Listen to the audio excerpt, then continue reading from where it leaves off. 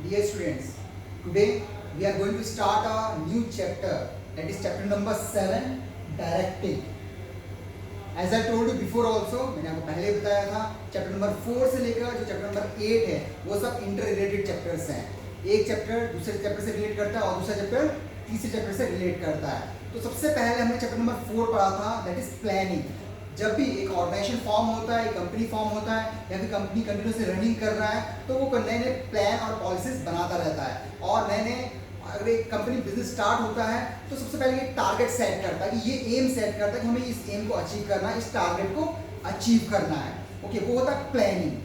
Okay, future के लिए decide करते हैं कि हमें ये एम को अचीव करना है. उसका चैप्टर नंबर 5 हमने ऑर्गेनाइजिंग पढ़ा, जिसमें हम उस प्लानिंग को, उस गोल को अचीव करने के लिए हम चीज़ों को ऑर्गेनाइज करते हैं, चीज़ों को इकट्ठा करते हैं, उस गोल को अचीव करने के लिए जो भी चीज़ें हमें ज़रूरत है. नेक्स्ट हमने देखा स्टाफिंग.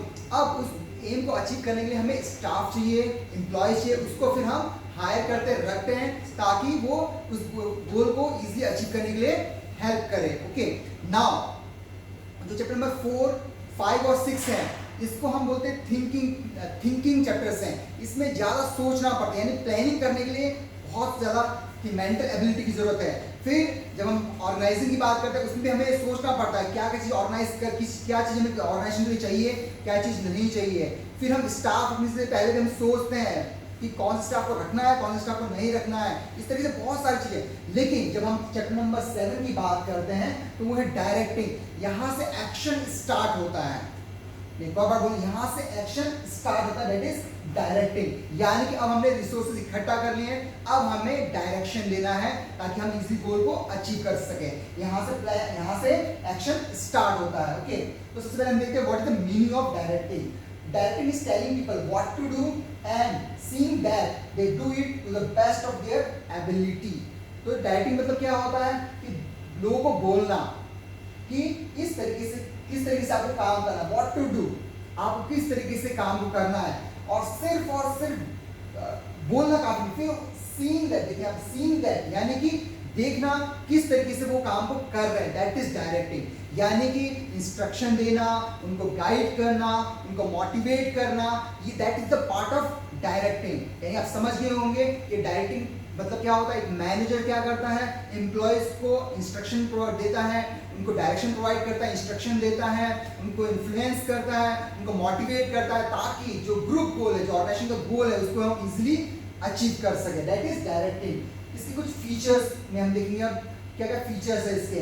मैं आपको पहले बता चुका हूँ फीचर्स, स्वभाव बहुत जरूरी. Features that is very important to learn. हमें बहुत सीखने की जरूरत है. हर टॉपिक का जो भी फीचर्स अगर हम समझ गए तो हमारी चीजें बहुत आसान हो जाती है. तो हम देखेंगे कि फीचर्स क्या क्या है डायरेक्टिंग के. First that is initiate action. मैं आपको पहले बता चुका हूँ डायरेक्टिंग क्या करता है, एक्शन को स्टार्ट करता है, इनिशिएट करता है. यानी कि एक्शन स्टार्ट होता है डायरेक्टिंग से. हमने जो भी प्लानिंग किया है, जो भी चीज हमारे पास रिसोर्सेज इकट्ठा हो चुकी है, जो भी स्टाफ हमने हायर किया, अब क्या करना है, अब उनसे काम को करवाना है. यानी अब एक्शन स्टार्ट करने का समय आ चुका है. That is initiate action. Next continuing function. Directing क्या है, कंटिन्यूअस फंक्शन है. यानी कि एक बार डायरेक्शन देने के बाद, एक बार इंस्ट्रक्शन देने के बाद हम ये एक मैनेजर ये नहीं बोल सकता कि ओके अब हो गया. नो, कंटिन्यूअस इंस्ट्रक्शन देना पड़ेगा, कंटिन्यूअस इंस्ट्रक्शंस देने पड़ेंगे. That is continuous function. तीसरा जो है परवेसिव. जो डायरेक्शन है, जो डायरेक्टिंग है, वो हर एक लेवल पे प्रेजेंट रहता है. परवेसिव तो मैं आपको पहले बता चुका हूँ. दो चीज, एक होता है लेवल, हर एक लेवल पे यानी टॉप, मिडिल और लोअर लेवल पे, हर लेवल पे डायरेक्शन की जरूरत पड़ती है.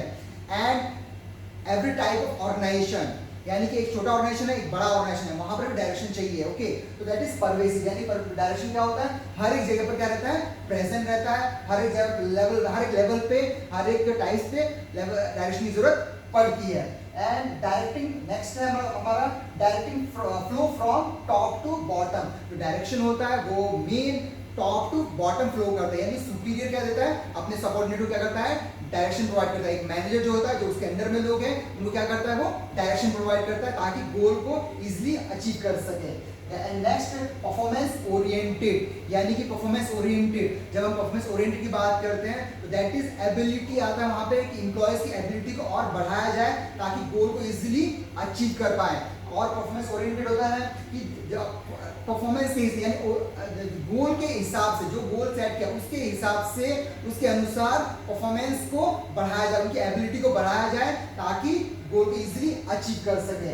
एंड लास्ट और बहुत ही इंपॉर्टेंट है भी ह्यूमन एलिमेंट। मैं आपको पहले ही बता चुका हूँ, जहां पर भी ह्यूमन एलिमेंट आता है, ह्यूमन एलिमेंट से मतलब होता है ह्यूमन बिहेवियर। जब एक ऑर्गेनाइजेशन में 10 लोग काम कर रहे हैं तो 10 लोगों का सोच एक जैसा नहीं होगा, हर किसी का स्वभाव या हर किसी का सोच अलग अलग होगा। तो जहां पर ह्यूमन एलिमेंट आता है तो वहां पर थोड़ी परेशानियां होती हैं। इसलिए डायरेक्टिंग क्या करता है, उस काम को इजी बनाता है, यानी कि अलग अलग सोच वाले लोग एक ऑर्गेनाइजेशन में इकट्ठा है।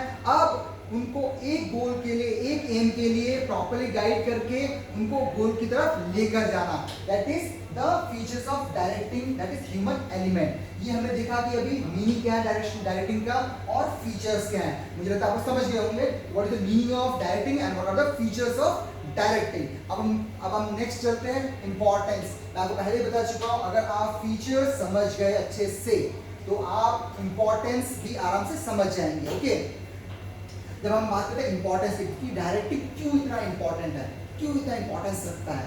First, initiate action. मैं पहले बता चुका हूँ कि डायरेक्टिंग के थ्रू ही काम स्टार्ट होता है, यानी प्रॉपर मैनेजर डायरेक्शन देता है, उसके बाद काम स्टार्ट होता है।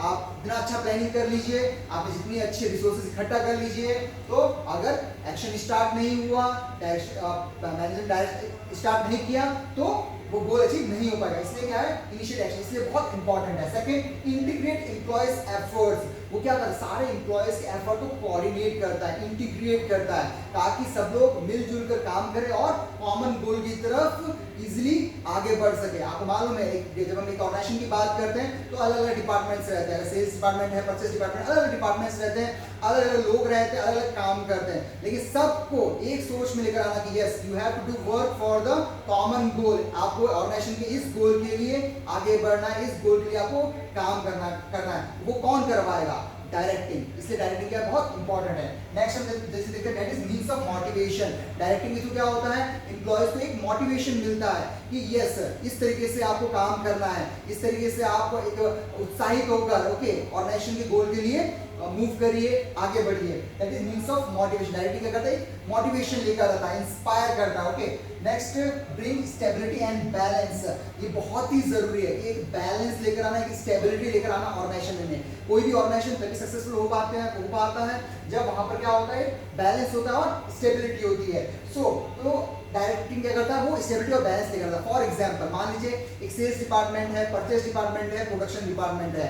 तो मान लीजिए सेल्स डिपार्टमेंट ने बोला कि सेल्स डिपार्टमेंट ये बोल रहा है कि आप प्राइस को कम करिए ताकि सेल ज्यादा हो सके, पर प्रोडक्शन डिपार्टमेंट क्या बोल रहा है कि नहीं, हम रॉ मटेरियल खरीद रहे हैं और रॉ मटेरियल का दाम बहुत ज्यादा है, इसलिए प्राइस कम नहीं कर सकते हैं। तो वहां पर क्या होगा, कॉन्फ्लिक्ट्स में झगड़े होंगे। लेकिन वहां पर डायरेक्टिंग क्या करेगा, मैनेजर क्या करेगा, उन दोनों के प्रॉब्लम्स को सुनेगा और वहां पर जो उनको बैलेंस करने की कोशिश करेगा, ताकि दोनों डिपार्टमेंट कंफर्टेबल वे में इजीली गोल को अचीव करने के लिए आगे बढ़ सके, काम कर सके। Okay, that is bring stability and balance. And last one, that is facilitate changes. आपको बहुत बता चुका हूं, जब हम बिजनेस की बात करते हैं तो अनसर्टेनिटी रहती है, बहुत सारी अनिश्चितता रहती है और बहुत सारे प्रॉब्लम्स आते रहते हैं। ओके, तो लेकिन सबसे ज्यादा प्रॉब्लम्स क्या होता है कि एम्प्लॉयज घबरा जाते हैं। ओके, दैट इज हेजिटेशन हो जाता है, वहां पे घबराते हैं, भाई अब ऑर्गेनाइजेशन एक नया चीज लेकर आ रहा है और वहां पे घबराहट होती है कि किस तरीके से होगा, कैसे गोल को अचीव करेंगे, कैसे होगा।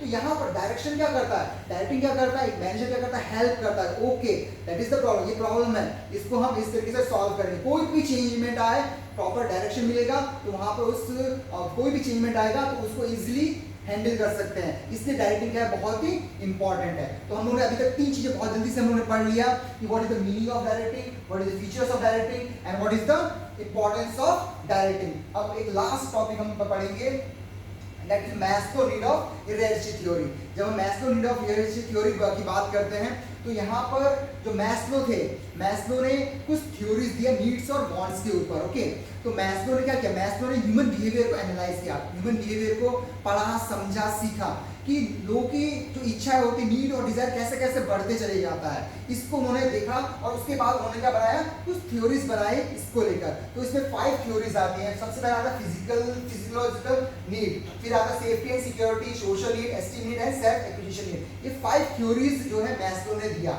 तो सबसे पहले आपका फिजियोलॉजिकल नीड, जब फिजियोलॉजिकल नीड्स की बात करते हैं तो वो है रोटी कपड़ा और मकान। ओके, तो सबसे पहली नीड क्या होती है इंसान की? रोटी कपड़ा मकान। उसके बाद ये 3 चीज आ गया तो वो सेटिस्फाइड हो जाता है। अगर ये 3 चीज नहीं आया तो हमेशा इसके लिए संघर्ष करता रहेगा, वो फिर आगे के बारे में नहीं सोचता, वो ये तीनों चीजों में घूमता रहता है। सेकंड, मैंने एनालाइज किया लोगों के बिहेवियर को देखकर, लोगों को एनालाइज किया, उसके बिहेवियर को देखकर स्टडी किया, तो देखा कि सेकंड जो लोग हैं वो चाहते हैं वो क्या है? सेफ्टी एंड सिक्योरिटी, यानी सेफ्टी और सिक्योरिटी। यानी पहला क्या है? रोटी कपड़ा का मकान मिल गया। दूसरा है सेफ्टी एंड सिक्योरिटी, यानी कि सेफ्टी और सिक्योरिटी मतलब है कि फिजिकल सेफ्टी और इकोनॉमिकल सेफ्टी। फिजिकल सेफ्टी मतलब भविष्य में सेहत के लिए पैसा पर्याप्त रहे, यानी फिजिकली वो साउंड रहे, अच्छा रहे और इस पर इतना बैलेंस हो कि वो अपना फिजिकली भविष्य में सही कर सके। ओके, सेकंड था इकोनॉमिकल नीड्स, जो भी उसकी इकोनॉमिकल यानी फाइनेंशियल नीड्स है वो भविष्य में पूरा हो सके, यानी भविष्य में उसे किसी से मांगना ना पड़े। Okay, that is safety and security needs.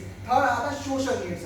अब देखिए पहला 2 नीड्स पूरा हो गया, अगर इंसान का पहला 2 नीड्स पूरा हो गया, अब उसके पास रोटी कपड़ा मकान आ गया, उसको फिजिकल इकोनॉमिकली वो साउंड हो गया है, उसके पास इतना पैसा है कि वो फ्यूचर में थोड़ा बहुत सिक्योर है, तो वो सोशल नीड्स होता है। अब वो दोस्त बनेगा कि हाँ भैया मैं समाज में मेरे कुछ दोस्त होने चाहिए जिनसे मैं बात कर सकूँ, अपनी फीलिंग शेयर कर सकूँ, मुझे उनसे प्यार मिले, मैं अपना इंस्ट्रक्शन के ऊपर दिखा सकूँ, तो वैसे वो होता है सोशल नीड्स। ओके, फिर थर्ड फोर्थ आता है, जब ये नीड भी पूरा हो गया, यानी जो फ्रेंड्स भी आ गए, वो सोशल नीड्स भी पूरा हो गया, तब हो जाता है एस्टीम नीड्स पे। यानी कि एस्टीम नीड्स मतलब क्या है कि अब उसे रिस्पेक्ट चाहिए और रिकॉग्निशन चाहिए, रिस्पेक्ट और रिकॉग्निशन। फॉर एग्जांपल अगर कोई भी एक व्यक्ति अगर उसने 20 साल या 25 साल किसी ऑर्गेनाइजेशन में काम किया, तो वो क्या चाहता है? वो उसे एक रिस्पेक्ट चाहिए और रिकॉग्निशन चाहिए, तो उसके लिए उसको सर्टिफिकेट वगैरह देना या फिर जो भी चीजें वो उसकी एस्टीम नीड्स है। यानी कि इस तरीके से एक ह्यूमन नीड्स क्या होता है? बढ़ते चले जाता है। Okay, that is esteem needs. And last self acquisition needs. अब उसको सारे नीड्स सारे फुलफिलमेंट्स हो गया, तो लास्ट में वो तो सेल्फ एक्विजिशन, यानी वो अपने लिए कुछ चाहता है कि यार मेरा कुछ एम छूटा होगा या मैंने कुछ सपने देखे थे वो थोड़ा छूट गया, उसको मैं करता हूँ, या फिर उसकी कुछ और डिजायर जो छूट गई है उसको वो पूरा करने के लिए कोशिश करता है। मुझे लगता है आप समझ गए होंगे मैथ्स ने क्या क्या नीड्स दिए। आप इसको पढ़िए, सीखिए, समझिए और आगे बढ़िए।